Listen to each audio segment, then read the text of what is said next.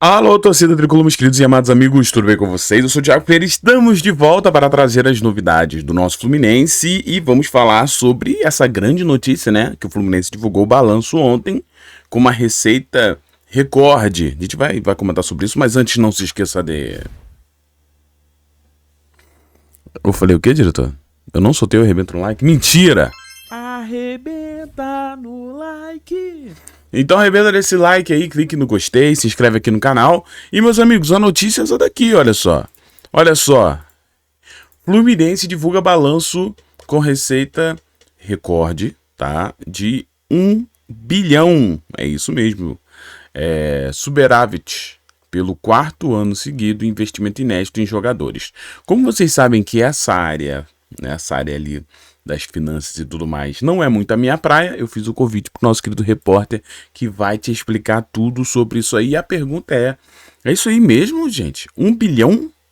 Hã? Bom, fica com o nosso querido Thiago Manolo. Thiago Manolo, vai daí, meu querido. Arrebenta. Em breve a gente volta porque eu preciso falar de Luiz Ubeldia, né? Jogou a responsabilidade pra gente? Daqui a pouco a gente volta. Oh, meu Deus do céu. Vai daí, Manolão. Boa noite, torcida tricolor. Eu sou Thiago Manolo, repórter do canal Hora do Flu, e hoje estou aqui nesta ingrata missão de tentar detalhar um pouquinho para vocês do balanço do Fluminense que saiu ontem, né? O balanço de vigência do ano de 2025. Então, assim, eu vou tentar ser o mais breve possível, o mais simples possível, para tentar explicar um pouquinho para vocês desses números, né? Então, a gente vai fazer uma comparação entre 24 e 25, mostrando algumas coisas que o Fluminense melhorou e outras que ele piorou. E no final, a gente faz uma breve conclusão ali para ver o que foi de bom, o que foi de ruim e o que vocês acham, né? Então, vamos lá. Eu peguei uma colinha aqui, né, galera, que eu não sou bobo, e vocês podem ver também como é que fica, né? O Fluminense bateu recorde histórico de faturamento em 2025, mais de 1 bilhão de reais. Mas, ao mesmo tempo, a dívida também aumentou. Então, a pergunta realmente melhorou ou só ficou maior e mais arriscado? Então, a gente vai fazer essa comparação dos anos 2024 e 2025 para ver o que mudou aí realmente nas finanças do clube. Ó, de receita, o Fluminense em 2024 ele saltou bastante para 2025. 2024, a receita do Fluminense foi de 684 milhões de reais. Já em 2025, ela passou da casa de 1 bilhão de reais, 1 bilhão uns quebradinhos. Ou seja, um aumento de mais ou menos ali 50%. Isso é um valor que anima, né? É um valor alto, mas por que esse salto tão grande? Aí temos as questões das receitas extraordinárias, né? Que é o Mundial de Clubes, a venda de atletas que superou o ano de 24. Então, assim, as premiações. Então, isso fez a receita do Fluminense chegar nesse patamar acima de 1 bilhão. Tem um detalhezinho também importante, que é a receita recorrente do clube, que foi de 425 milhões. Ou seja, a receita que o clube gerou sem contar com premiações, com venda de atletas. Ou seja, o Fluminense sozinho conseguiu gerar 425 milhões de reais. Ou seja, mais da metade do faturamento de 2025 não é garantido todos os anos, né? Então, a gente viu de 1 bilhão para 425 que o Fluminense conseguiu gerar sem contar com venda de jogador, premiações extraordinárias, etc. Vamos para o próximo. Ó, EBITDA e resultado. O que seria o EBITDA, né, gente? O EBITDA é a bilheteria, direito de TV, patrocínios, as receitas do dia a dia do clube, né? Isso o Fluminense teve um grande salto. Ele saiu de 2024 de 105 milhões para 191 milhões em 2025, quase 80% de crescimento. Então, mostra que o Fluminense teve, sim, um crescimento bom em 25. Além disso, terminou com 51 milhões em caixa, né? No papel parece excelente, Mas parte importante disso veio da venda de atletas. Como a gente falou, o 2025 o Fluminense vendeu mais de 200 milhões em atletas, né? Sem isso, o cenário seria bem diferente. Ou seja, na superfície, isso parece excelente, mas parte importante disso veio da venda de atletas. Sem isso, o cenário seria bem diferente. Espera aí que eu vou botar o próximo. Agora vamos falar do caixa do Fluminense, né? O Fluminense terminou 2024 com 10 milhões no caixa e em 25 com 34. Deu uma melhorada. Mas isso é muito pouco ainda para um clube do tamanho do Fluminense, né? Um clube que tem uma folha alta, com dívidas altas, calendário competitivo, competições frequentes. Então, assim, é um caixa apertado ainda, mas também deu um salto, né? Agora a dívida, né? É o que tem gerado mais polêmica nas redes sociais. Ela saltou de 865 milhões em 2024 para 1 bilhão e 42 milhões em 2025. Mas por que ela aumentou tanto? Ela aumentou assim, 180 milhões de reais, mas em decorrência maior pela compra de direitos econômicos de atletas. Então, assim, ao mesmo tempo que você aumentou a dívida, você também aumentou o seu patrimônio. Então, na contabilidade tem essa questãozinha desse equilíbrio, né? 460 milhões dessa dívida são tributárias e parceladas, né? Também tem isso. Entre aspas, aquela dívida boa, né? Que o Fluminense vai pagar em 15, 20 anos. Só que também tem mais ou menos ali uns 500 milhões de dívida a curto prazo, que isso é um pouco preocupante. Mas o que a gente pôde ver, pelo menos no balanço, o que mais me preocuparia era dívidas bancárias. E isso o Fluminense realmente está com dívida muito baixa, na casa ali dos 33 milhões. Que são as dívidas que são juros mais altos, né? Então, em comparação com outros clubes, a dívida bancária do Fluminense é relativamente baixa. E essa dívida aumentou muito justamente pela capacidade que o Fluminense fez de comprar mais jogadores, se tornar mais competitivo, e assim você acaba gastando um pouco mais, né? Agora, a dívida com o elenco. Dívida com elenco, gente, isso aí não é dívida com jogador, não, tá? É dívida com compra de atletas.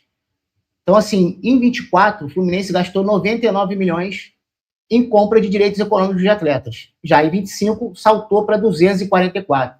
Isso é um aumento de 145%, ou seja, um aumento muito alto.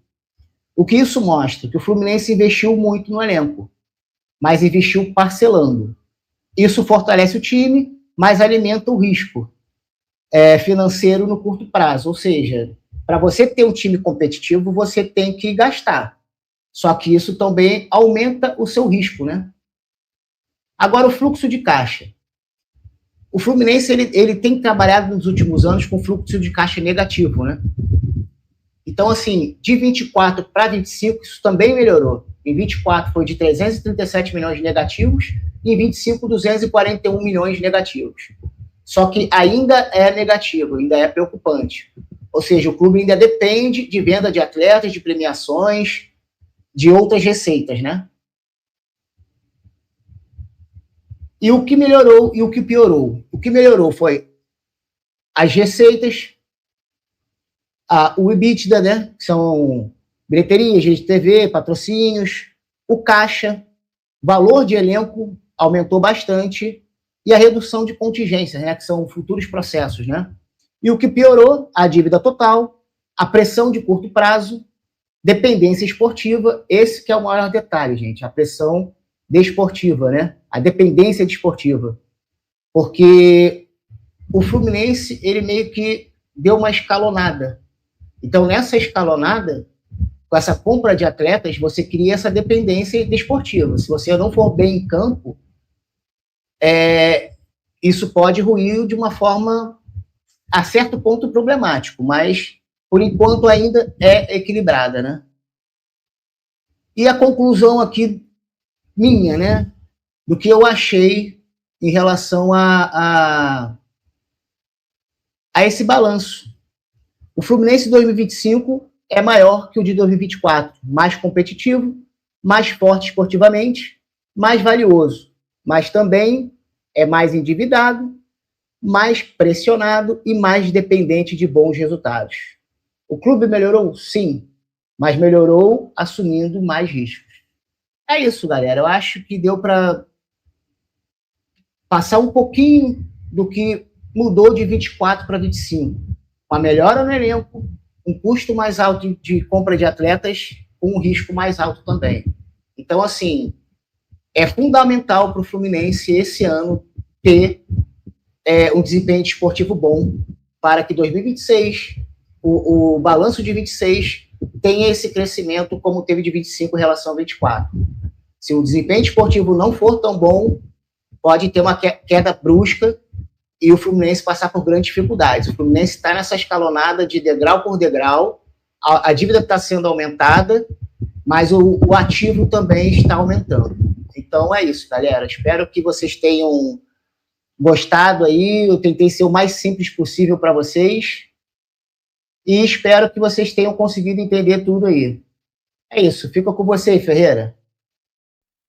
Meus amigos, eu vou falar uma coisa pra vocês, tá? Eu entendi muita coisa. Muito obrigado ao Thiago Manolo. Parabéns por esse grande trabalho, porque essa área de finanças, meu amigo, esquece, né?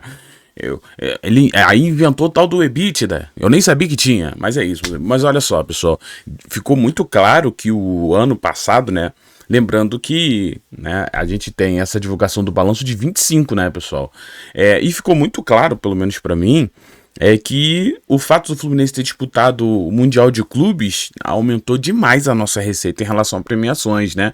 E outra coisa, agora o Fluminense depende muito do resultado dentro de campo para dar certo no final. Então, assim, essa situação da Libertadores que nós estamos vivendo agora em 2026 vai impactar diretamente na receita do Flu, né, no próximo ano, né? No fim das contas, nesse ano, que o balanço só sai no ano que vem. E por que eu tô falando disso?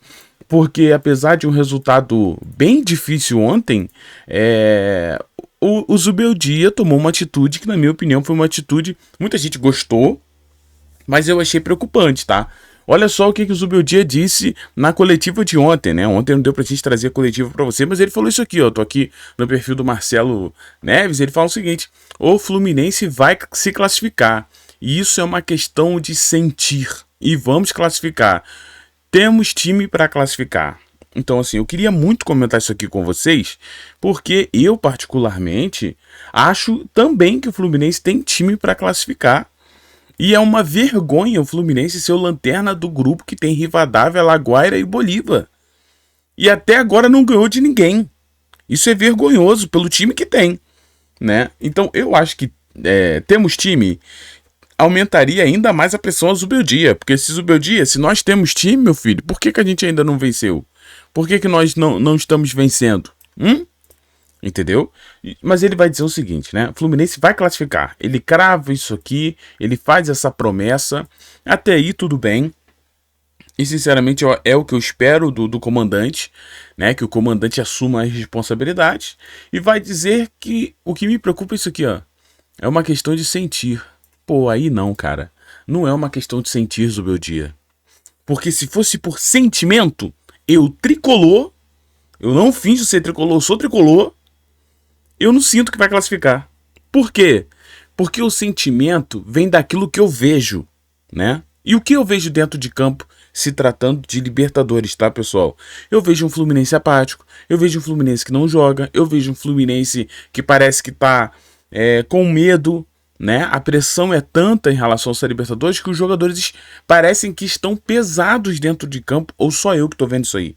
Não, tenho certeza que você viu isso também. Os jogadores parece que correm de câmera lenta. E eu não tô falando só da altitude, não. Pega o jogo contra o Laguaira, Fluminense super passivo, só tocando bola entre os zagueiros, meio perdido, contra o Rivadavia. Meu Deus, que jogo horrível contra o Rivadavia.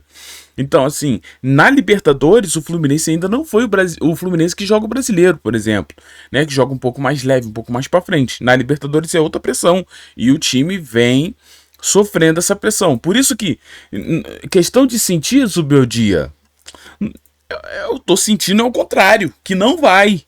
Eu acredito que possa ir. É diferente. É fé. Fé é aquilo que, mesmo sem ver, eu acredito. Correto? Tá bom? Já sentimento é naquilo que eu tô vendo. O que eu vejo? Um Fluminense que atua mal. E o que eu tenho fé é que o Fluminense vai atuar bem e vai ganhar os últimos 3 jogos. Entendeu? É diferente. Só que aí, se ele parasse por aí, eu ia falar, pô, galera, poxa, o Zubeldia, né? Ele tá querendo chamar a responsabilidade, ele tá querendo chamar o torcedor. Mas aí ele lança essa daqui, ó. Se você não tem fé, não é problema meu. Pô, irmão, isso aqui... Rapaz, é difícil eu sentir ódio. É muito difícil sentir ódio de alguma coisa. Mas isso aqui, essa aspas, aí eu falei, não, vou ler. A realidade é que estamos bem no Brasileiro, mal na Libertadores, mas temos 3 partidas. Depende da gente. Se você não tem fé, não é problema meu. Essa é a única realidade para mim. Temos 3 partidas que podemos reverter a situação. Por que isso aqui me destruiu? Eu vou falar uma coisa pra vocês. Quando ele fala, se você não tem fé, o problema é seu, é no sentido de transferência de culpa. É como se a gente tá desesperado, é porque a gente não tem fé no Fluminense. Correto? Mas esse não é a causa do problema. A causa do problema é que o Fluminense não joga nada. E o Fluminense não depende da fé do seu torcedor, do acreditar do seu torcedor para dar certo dentro de campo, não. Então, assim, eu sinceramente estou completamente enojado com essa frase de se você não tem fé, o problema é seu. É como se a culpa fosse do torcedor, mas quem joga dentro de campo são os jogadores, quem escala é Zubeldia e na Libertadores o Fluminense não existe. Aí a desculpa é a falta de fé da torcida. Se o Fluminense apresentasse um desempenho um pouco melhor, todo mundo teria um pouco mais de tranquilidade. E o fato do Fluminense não apresentar desempenho não é culpa de falta de fé do torcedor, é culpa do treinador, que não faz esse time apresentar um desempenho. Gente, o futebol é o quê? Desempenho. Desempenho. Eu vou dar um exemplo para você. Em 2022, quando eu vi o time do Diniz jogar, eu falei para todo mundo, falei aqui no canal, falei, ó, esse time em 2023 é campeão, tá? Por quê? Porque eu tenho fé? Não, é porque tinha desempenho. O Fluminense jogava o melhor futebol do país em 22. E eu falei, se isso for mantido, melhorado, algumas peças, vai bater campeão. Entendeu? Mas não era questão de eu ter apenas fé no Fluminense, que o Fluminense vai ser campeão. O Fluminense não depende da minha fé. O Fluminense depende de desempenho. Desempenho é com o treinador, não é comigo. Então, quando ele fala que se você não tem fé, o problema é seu, mas isso aqui não é uma religião. Isso aqui é um clube de futebol profissional que precisa de desempenho. Eu tenho fé no desempenho do que aconteceu, como foi em 22. Eu falei, olha, vai bater campeão em 23, gente. De quê? Não sei. Tomara que seja da Libertadores. Mas vai bater campeão. Esse time joga para ser campeão. Esse time tem jogadores para ser campeão. Esse time tem futebol para ser campeão. Esse time vai ser campeão. E foi campeão. É uma fórmula de sucesso. Agora, esse time do Fluminense tem de fato até certas peças que mostram que com qualidade pode ser campeão. Mas tem problemas gravíssimos e ainda tem um treinador que fala isso aqui. Então assim, parece que eu estou implicando com o Zubeldia, mas eu sou o cara que mais defendeu o Zubeldia. O problema é que essas falas do Zubeldia mostram para ele, ou mostram pelo menos para mim, que ele está mais perdido do que nunca. Então assim, meus amigos, eu sinceramente, tentar culpar o torcedor é algo absurdo, mas é isso. Eu particularmente estou indo nessa, né? Muito obrigado ao Thiago Manolo que fez esse grande vídeo aí, explicando tudo, e eu tentando trazer essa situação do Zubeldia que está me incomodando também. Mas a gente segue firme aqui. Para mais informações, não deixe de acompanhar o Hora do Flu, informações exclusivas, informações diretamente do Rio de Janeiro. O Thiago Manolo tá no Laranjeiras direto e a gente vai trazer cada dia mais informações para você, mas precisamos da sua inscrição, do seu like, do seu apoio. Um beijo no seu coração, fiquem todos bem, tchau e valeu, pessoal.